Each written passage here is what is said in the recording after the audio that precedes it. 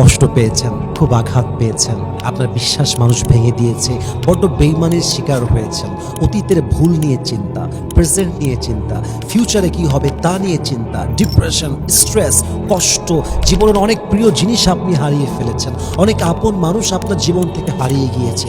এত কিছুর পরও আপনি মুচকি হাসি দিচ্ছেন, আপনি পড়ছেন আলহামদুলিল্লাহ, আমি অনেক ভালো আছি, আলহামদুলিল্লাহ, আল্লাহ আমাকে অনেক ভালো রেখেছে। এটাই হচ্ছে আসল সবরের পরিচয়, ঠিক কিনা বলেন? সবর মানে এটা নয় যে আমি চুপচাপ বসে বসে সব দেখতে থাকবো, তাও নয়।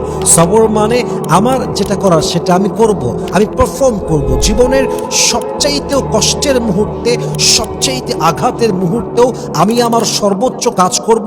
আর এটার নামই তো আসল ধৈর্যের পরিচয়, ঠিক কিনা বলেন? আমি আল্লাহকে বিশুদ্ধার করতে পারি না যে আল্লাহ তুমি কেন এটা করলা, আল্লাহ কেন বেঈমানি হলো, আল্লাহ তুমি কেন কেড়ে নিলা, আল্লাহ তুমি কেন আমাকে দিলা না। No, I can't say something like this. আমি বলবো আল্লাহ তুমি যদি নিয়ে খুশি হও আমি তাতে খুশি, তুমি যদি দিয়ে খুশি হও তাতে আমি খুশি, যদি কিছু হারিয়ে গেলে তুমি খুশি হও তাতে আমি খুশি, তুমি যদি আমায় কোনো নিয়ামত দিয়ে খুশি হও তাতে আমি খুশি। আল্লাহ আমার কোনো কমপ্লেন নেই, তুমি যেমনেই রাখবা আমি তেমনেই খুশি। জাস্ট এই একটা বাক্য, একটা শুকরিয়া আলহামদুলিল্লাহ আপনাকে আপনার জীবনে সবচেয়ে সুখী মানুষ বানায় দিবে, ঠিক কিনা বলেন?